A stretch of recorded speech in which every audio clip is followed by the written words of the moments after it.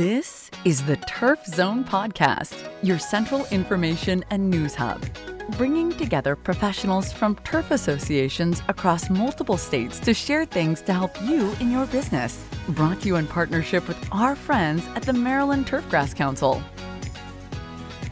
This episode is sponsored in part by Sod, world-class service on demand. Visit us online at www.buysod.com. Now, let's get in the zone. Welcome to the Turf Zone. In this episode, we feature an article titled Trees and Turfs, written by Larry Tankersley, Extension Forester with the University of Tennessee, Department of Forestry, Wildlife, and Fisheries, and Tom Samples, Ph.D., Turfgrass Science and Management, University of Tennessee, Department of Plant Sciences. Trees and turf grasses share the same basic requirements in order to live. Both capture energy from sunlight in order to produce carbon-containing substances that are used immediately to support growth or can be stored and reserved. Photosynthesis, the combination of carbon, hydrogen, and oxygen from carbon dioxide and water in the presence of light, results in the formation of glucose and other sugars. Atmospheric carbon dioxide is also the source of carbon in amino acids, proteins, starch, and cell walls. Trees and turf grasses have vascular systems, xylem and phloem, and rely on water for oxygen and hydrogen and to move essential nutrients absorbed from the soil to leaves and sugars produced in the leaves to roots. 14 mineral nutrients are essential for their survival and reproduction. Nitrogen, phosphorus, potassium, calcium, magnesium, and sulfur are classified as macronutrients due to the quantity of each that is required. Due to the very small amount, usually 100 parts per million or less, of each found in plant tissue, the remaining 8 essential minerals, chlorine, iron, boron, manganese, zinc, copper, molybdenum, and nickel are referred to as micronutrients. Local air temperatures, annual rainfall amounts, and soil texture and fertility levels often determine if a particular species or variety of turf grass or tree will thrive in the landscape.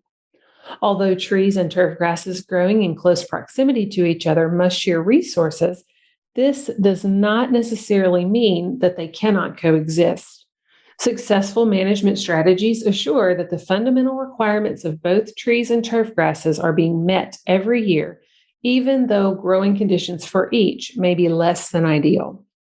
Light intensity, quality, and duration.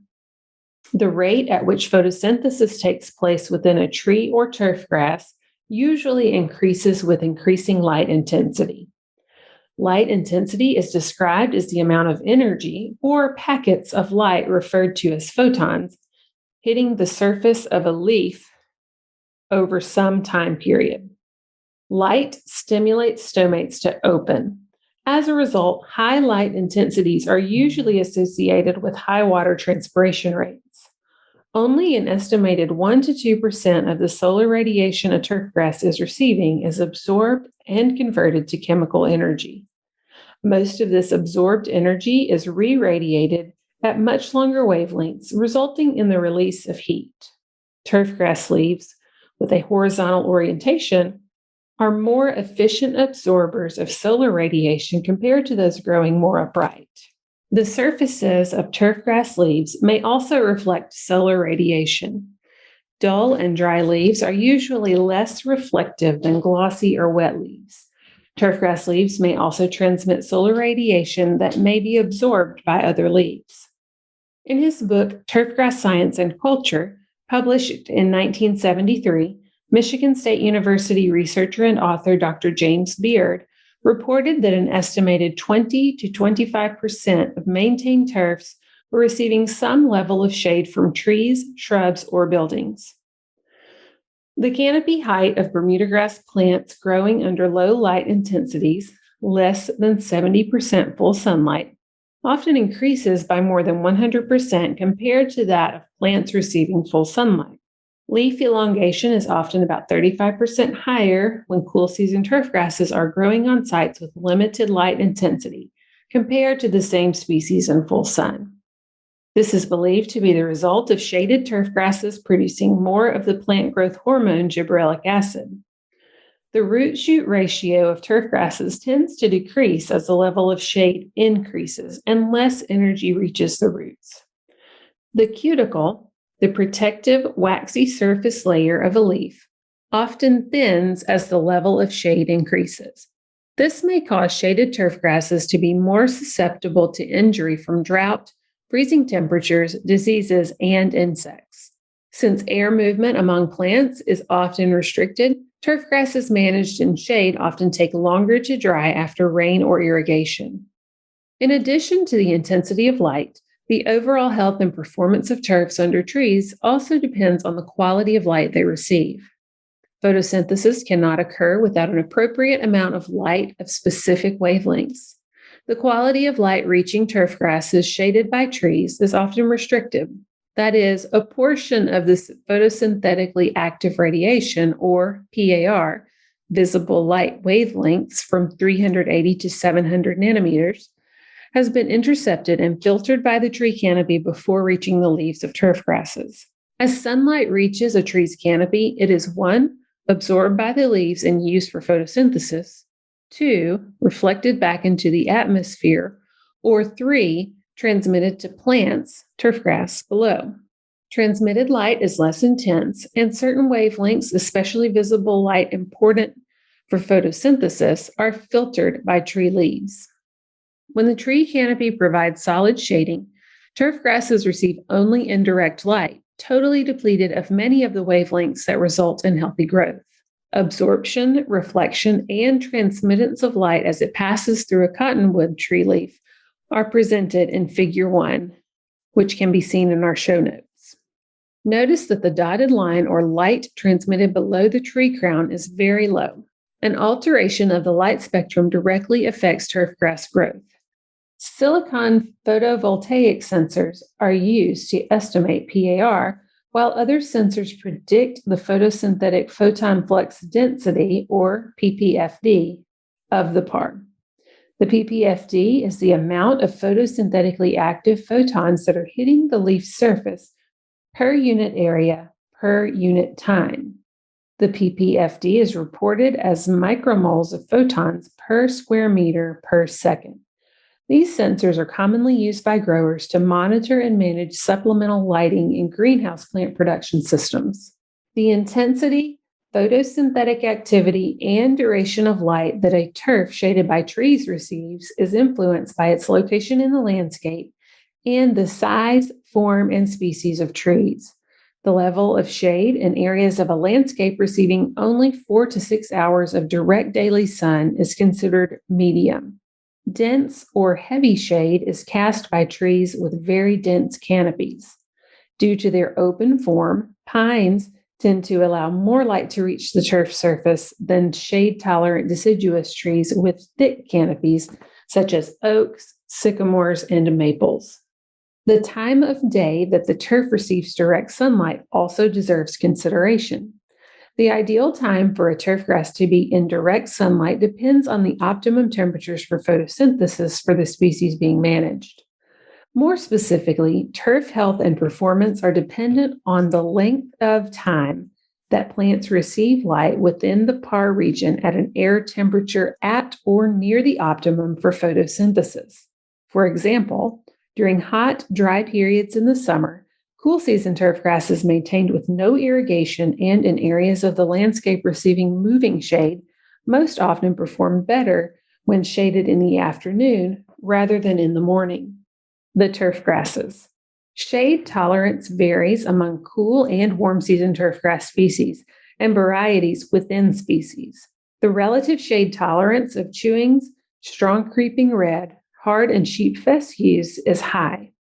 Yet, the performance of these cool season turfgrasses in shade is limited by a general lack of heat tolerance.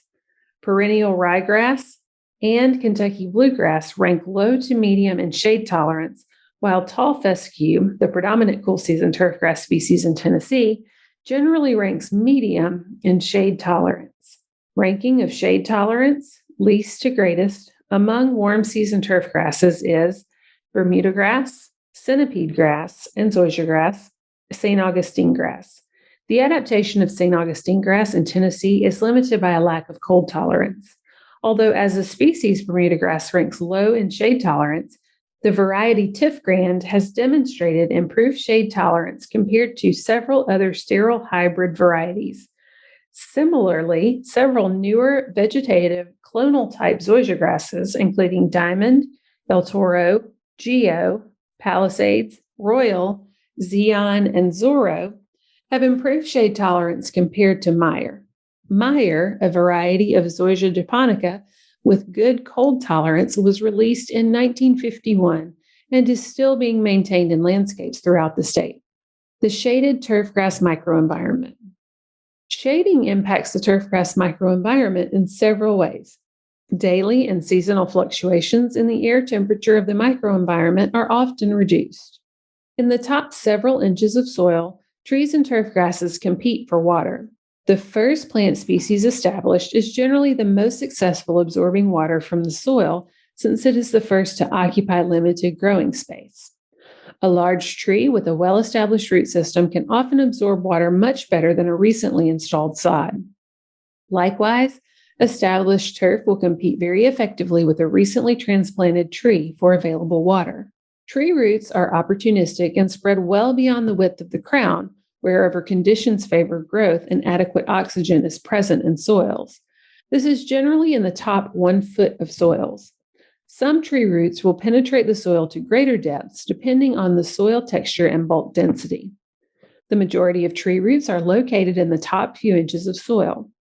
Many fine absorbing roots actually grow into mulch or thin turfs.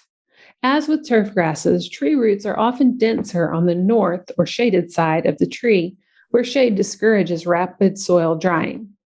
Relative humidity and carbon dioxide levels within a shaded microenvironment are generally higher, and airflow within the turfgrass canopy is often restricted compared to those in open areas of the landscape.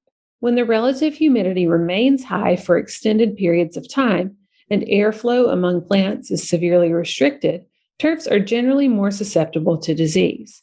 Due in part to a lack of sugars and starches, shaded turf grasses are often less durable and may be very slow to recover from injury. Improving turfgrass performance in shade. An annual review of the landscape management plan, followed by adjustments in both tree and turf care, can result in better turf quality. Managing the trees. The quality and intensity of light reaching turf below isolated trees may be improved with creative pruning. Generally, at least 2/3 of the tree's total height should contain live branches. Regular pruning of the lower third and removing drooping branches is highly recommended to allow sunlight to the turf below. Crown thinning can also be helpful to reduce the crown density and leaf area of the tree, allowing more sunlight to move further through the crown. Another consideration is to plant trees that naturally allow more sunlight to pass through. For example, research indicates that maple and black walnut restrict far more radiation than honey locust. Trees can also be selected based on shape to reduce the number of drooping branches that intercept light at lower angles. Without maintenance, most of our common trees restrict enough sunlight to stress all but the most shade-tolerant turf grasses.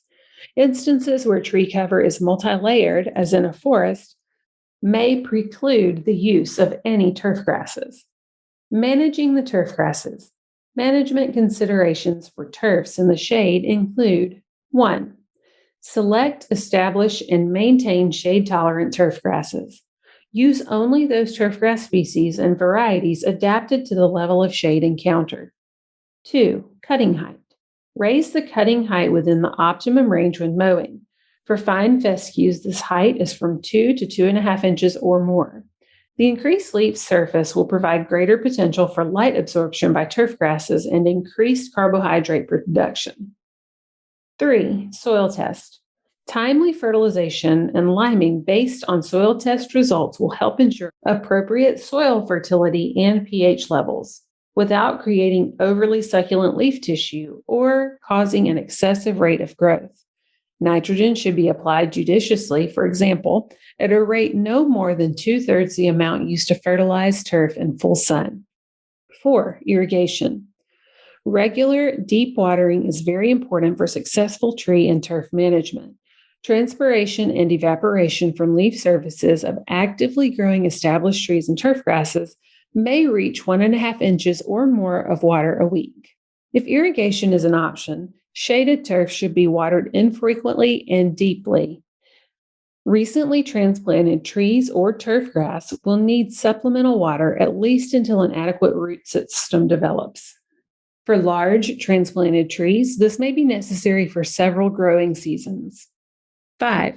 Eerification and dethatching. Coring, or core aerification, to a soil depth of 1.5 to 2 inches and dethatching shaded turfs on an as-needed basis during the growing season usually improves the movement of air, water, and nutrients into soil without severely damaging tree roots. 6. Interseeding. Annual interseeding may be necessary to maintain turfgrass stand density and shade. Remove or recycle fallen tree leaves and pine needles as soon as possible to reduce the amount of time light is excluded from turf grasses. 7. Fungicides. Fungicides can be applied as preventative or curative treatments.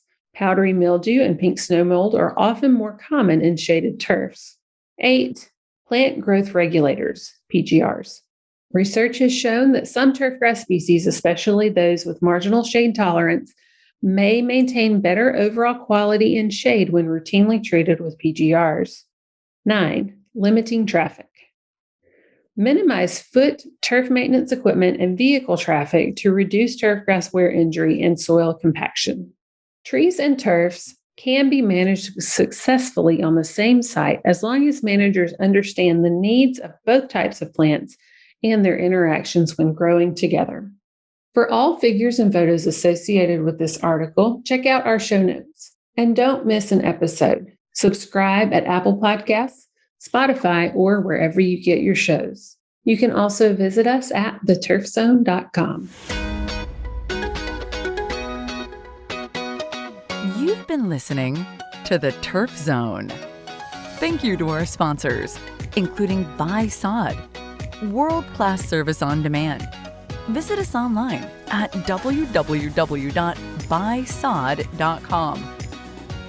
For more episodes of The Turf Zone, visit theturfzone.com and subscribe on Apple Podcasts, Stitcher, or your favorite podcast app.